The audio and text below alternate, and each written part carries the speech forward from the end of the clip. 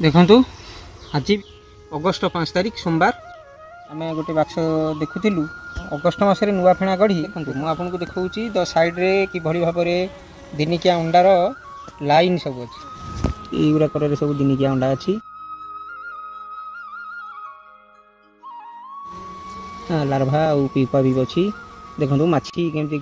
तार बास्केट रे pollen collection करके आनी तो ये फेणारे सी संग्रहित कर रख लोक भावती कि फेणा केवल मध्य ऋतु ही गढ़ती किंतु आम ए देखिलु ये अगस्ट 5 तारिख आज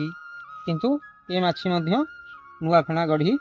भल भाव अंडा दौरान आम आउ गोटे फेणा को जीवा ये देखा ये पूरा भरा भरा अच्छी लार्भा आउ पीपा देखु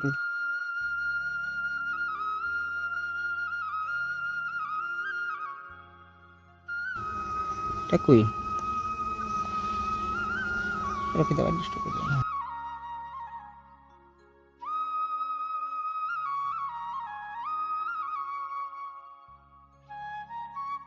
महू फार्मर जो बाक्स अच्छी मु चेकिंग करुच्ची तलपटा सफा करुच्ची माछीर टाटस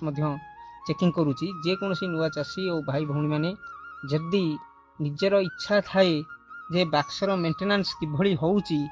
जे आमे जाइकरी किछि शिखिबु तो आपण मानक आम द्वार सबु बेल खुला अच्छी व्हाट्सएप को जाइए आम सांगे जो थिबा नंबर से जोगाजोग करन एवं आमे तांकु यथा संभव जेतिकी जानिचु सेतिकी बाक्सर मेंटेनेंस विषय किछि जणेबु बा शिखई दबु एटा फ्री ऑफ कॉस्ट कौन पैसा दबा को पड़िबो ना देखंतु आमे एटा चतुर्थ नंबर बाक्स को आसिले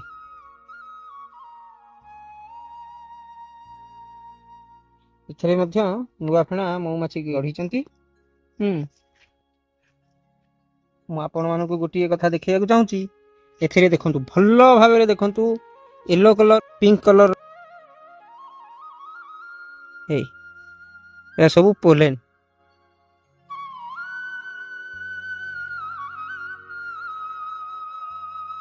ये सब भल दल अच्छी देखु क्वीन ए दिने सफिशिएंट अंडा दूसरी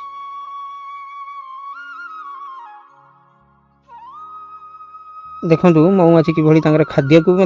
वर्ष सारा संग्रह करी रखती बर्तमान आम बाक्स चेकिंग करदेलु आम बाक्स तलपटा सफा करी कारण जदि तलपटा को सफा न करिबा एथिरे वाक्स मत हो जिबार संभावना अच्छी बाक्स को आम ये कभर कलु तल को आराम से बाक्स को आम उठेदेलु देखु देखु कि भलिया डस्ट पड़ी ताकू आम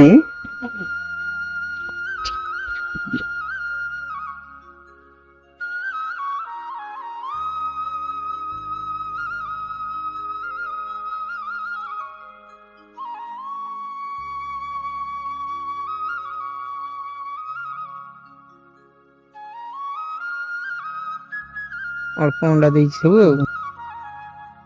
देखु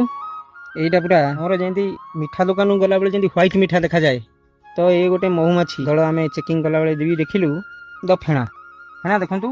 अगस्ट 5 तारिख भी से केमी चकचक धड़ा फेणा कर दिनिकिया अंडा क्वीन आधे देती देखु भल भाव में कुटारे सब गोटी गोटी गोटी गोटी अंडा अच्छी लार्भा पीपा है ना किंतु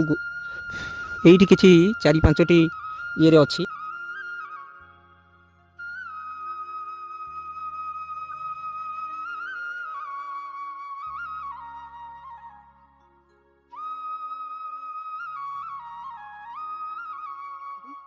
संकट समय मौमाछी की 15 दिन थे खाद्य दिंतु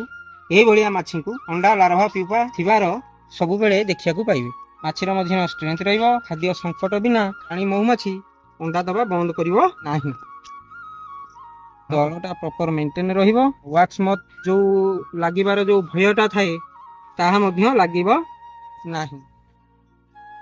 अषाढ़ मासरे जंदा पिंपुड़ी प्रादुर्भाव अधिका थाए आम जदि आंटवेल बा जलजंत्र न रखा सी सीधा बाक्स मध्य पड़े जाई पारंती जंदा पिंपुड़ी प्रादुर्भाव बाक्सटी नष्ट हो संभावना थाए द्वितीय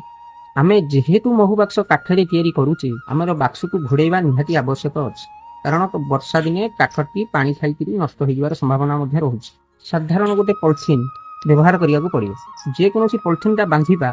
ବାକ୍ସର ଆଗକୁ ନିହାତି ଚାଖଣ୍ଡେ ଲମ୍ବିକି ରହିବା ଦରକାର ଏବଂ ପଛକୁ ମଧ୍ୟ ଚାଖଣ୍ଡେ ଲମ୍ବିକି ରହିବା ଦରକାର, କାରଣ ବାକ୍ସ ଉପରକୁ ଛିଞ୍ଚଡ଼ା ବର୍ଷା ବା ବର୍ଷା ପାଣି ଡାଇରେକ୍ଟ ନ ପଡ଼ିବା ଦରକାର। ଇଏ ଗୋଟିଏ ଫେଣା ଆମେ ଦେଖିଲୁ ଯେମିତି ସତେ ବା ଅର୍ଦ୍ଧଚନ୍ଦ୍ର କୁଇନି ମଧ୍ୟ ଦିନିକିଆ ଅଣ୍ଡା ଦେଇଛି, ପୁରା ରାଉଣ୍ଡରେ ଦେଇଛି, ପୁରା ରାଉଣ୍ଡରେ ଦେଇଛି।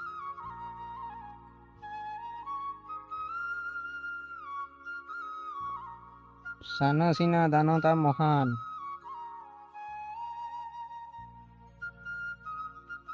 ଏଇ ରାଣୀ ମାଛ ଏଇଠି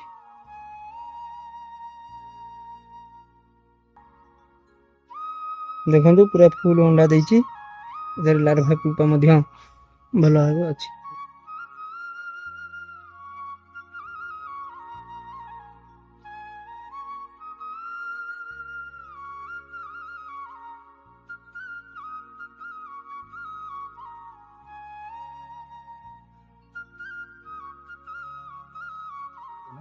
ଦେଖନ୍ତୁ ଇଏ ସବୁ ୱାକ୍ସ ମଥ, ଗୋଟେ ପ୍ରଜାପତିର ଛୋଟ ଛୋଟ ଅଣ୍ଡାରୁ ଏ ପୋକ ଯେଉଁ ଭଳିଆ ମହୁମାଛିର ଫେଣାରୁ ଯେଉଁ ଗୁଣ୍ଡ ଗୁଡ଼ା ଝଡ଼େ ସେଗୁଡ଼ା ଖାଇକିରି କିଭଳି ଭାବରେ ବଂଶ ବିସ୍ତାର କରିଛନ୍ତି ବା ବଢ଼ିଛନ୍ତି। ଏମାନେ ଖୋସା ହେଇ ପ୍ରଜାପତି ହେଇ ଉଡ଼ିଯିବେ। ଯେହେତୁ ଆମେ ଏ ଫାର୍ମକୁ ଗୋଟିଏ ମାସ ହେଲା ଆସିନାହୁଁ, ତେଣୁକରି ଦେଖନ୍ତୁ ମହୁ ବାକ୍ସର ତଳପଟାର ଅବସ୍ଥା କ'ଣ ଅଛି। ଯେହେତୁ ତାଙ୍କୁ ମଝିରେ ମଝିରେ ଫିଡ଼ିଂ ଦିଆ ହୁଏ ବୋଲି ମାଛିର ଷ୍ଟ୍ରେନ୍ଥ ଅଛି, ୱାକ୍ସ ମଥ ତାଙ୍କର ବେଶୀ କିଛି କ୍ଷତି କରିପାରିନାହାନ୍ତି। ଫିର୍ ବି କିନ୍ତୁ ୱାକ୍ସ ମଥ କିଭଳି ଭାବରେ ହେଇଛନ୍ତି